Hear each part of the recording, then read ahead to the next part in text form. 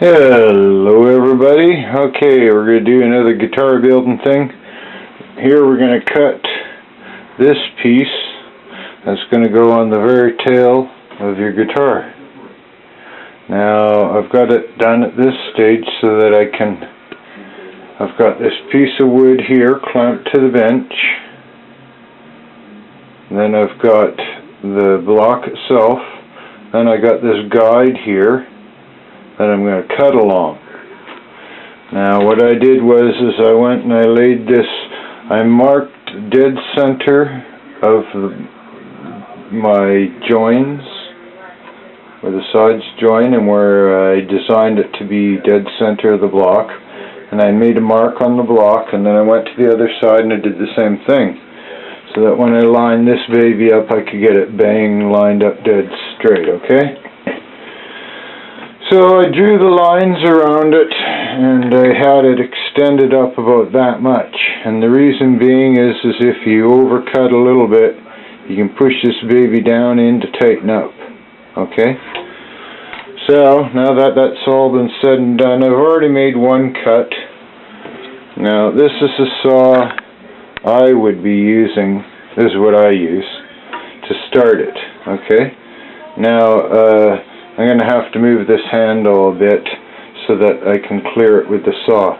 Then what I'm going to do is I'm just going to very carefully, and watching what I'm doing for the first few scores, score that line in there very carefully, and then I'm going to dig it down about a fair bit. This saw cuts fairly slow, so I'm going to dig it down a fair bit, and you can see how far you're allowed to go, okay? Now that's going to be your thickness. You'll be taking it down to the block, so I'll use this for quite a while until I get a pretty good groove established. You could finish with that tool. I like this little Japanese kind of tool made by Irwin, but it's Japanese soft type, I don't know. And then what I do is I'll finish with it because you draw and it really cuts quickly. And then I'm really carefully watching because I don't want, the moment I see any white wood come up and it's going to be from the block, I don't want to go that far. I want to get it just before it starts doing that, okay? But because afterwards, once we chip out all this stuff with we're going to use a chisel, and it'll be a small chisel, and we'll just be taking little pieces out. We'll start from the inside to the center on the whole thing, and same with the other side. And then when we get that baby all cut out, we'll start fitting this.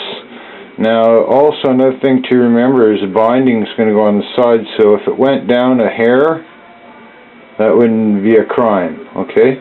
My goal is to try and at least get it flush or something like that, but it gives you a bit of leeway. You don't want to go too far though so that it doesn't fit and you go past where your binding is going to be.